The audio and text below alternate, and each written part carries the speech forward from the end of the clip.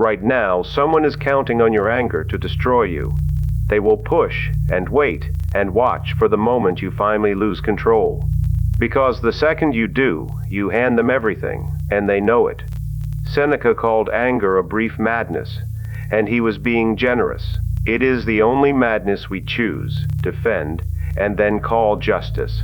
By the end of this video, nobody will be able to pull that lever again. 8 Stoic laws to stay calm when everyone wants to see you break. The 6th one turns your calm into the most punishing thing in the room. But first, you need to see what your anger is actually costing you. Here is what nobody tells you about your temper. Your anger feels like strength. It is the exact opposite. Anger is what happens when the world refuses to obey you and you have no other move left. It is the sound a man makes when he has run out of control. And every time it takes you, someone else was holding the switch. A stranger in traffic. A message on a screen. A tone of voice you did not like. You would never hand those people your wallet, but you hand them your whole nervous system. Marcus Aurelius wrote that the best revenge is not to be like your enemy. So the goal is not to suppress the fire, it is to stop handing out matches. The first law, call anger by its real name.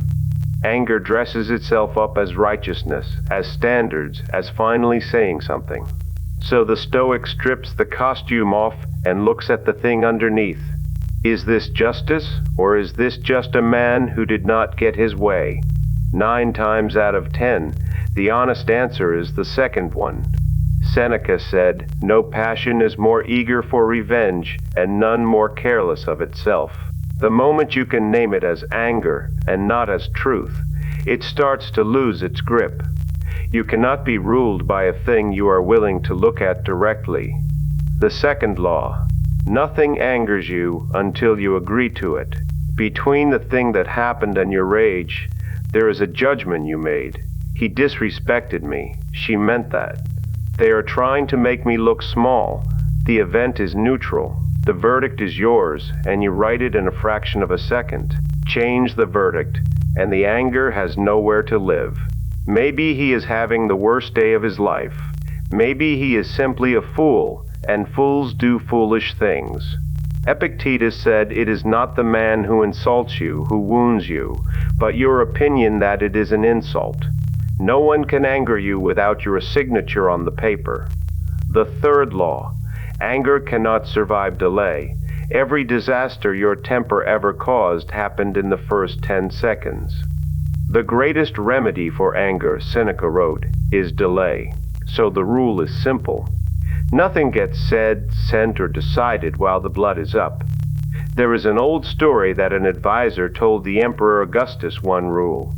Before you act in anger, say the alphabet from beginning to end. The most powerful man in the world took that advice because he knew the first wave lies. Wait, and the thing that felt urgent will look insane by morning. The fourth law, count what anger actually pays you. It promises you will feel better, that you will be respected, that it will be settled. Then it takes your sleep, your relationships, your reputation, and your peace.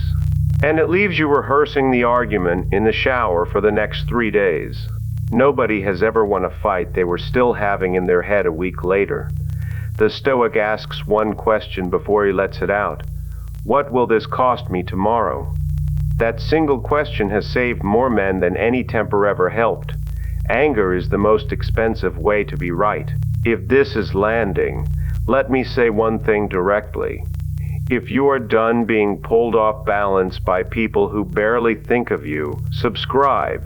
It costs you nothing, and it is how this reaches the men who need it. Then come back, because the next law is the one that takes their power away completely. The fifth law, the man who can anger you is the man who controls you. He does not need your permission, your respect, or your friendship. He only needs one sentence, and he can ruin your entire day from a distance. That is not a small thing. That is ownership. Ask yourself honestly, would you let that man make your decisions? Because when he makes you angry, that is exactly what is happening. The Stoic keeps a short list of people who can move him, and almost nobody is on it. Your calm is not politeness, it is a locked door. Now here is the part almost nobody has the nerve to use. The sixth law is the one that turns everything around. They are not looking for a debate. They are looking for a reaction. Your rage is the payment. It is the whole reason they started, so you refuse to pay.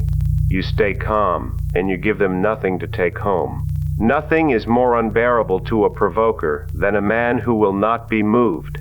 They came for a fire, and they found a stone wall, and the silence humiliates them. Your calm becomes the most punishing thing in the room, and you never raised your voice. That is not weakness. That is the coldest form of victory there is. The seventh law. Do not lose your temper at reality. Traffic does not know you are late. The weather does not care about your plans.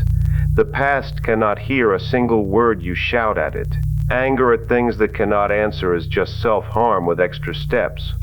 Marcus reminded himself each morning that he would meet the meddling, the ungrateful, the arrogant. He expected it, so it never ambushed him, and it never owned his day. Expect friction, and friction stops being an insult. Save your energy for the small number of things that will actually respond to it. The eighth law. You cannot find calm in the storm if you never built it in the quiet. No man becomes patient in the moment he is provoked. He falls to whatever he practiced. So the Stoic trains in small things on ordinary days. The slow line, the bad driver, the message that could be read two ways. Those are not annoyances. Those are the gymnasium. Every small provocation you let pass makes the large one survivable. You are not avoiding conflict. You are building the man who can stand inside it.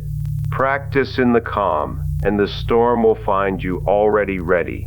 Here's the truth about a man who cannot govern his temper. He believes he is powerful, and he is the easiest man in the room to use. Anyone who studies him for 10 minutes learns exactly which words to say. Every outburst is another hour of his life handed to someone who never earned it. The calm mind is not something you are born with. It is built, one refused reaction at a time. So remember the 8.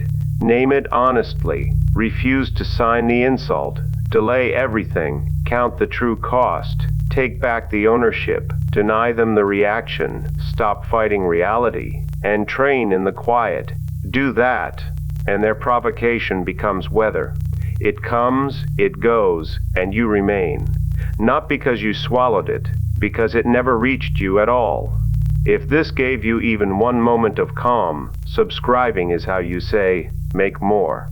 I make these for the man who is done being moved by people who do not matter.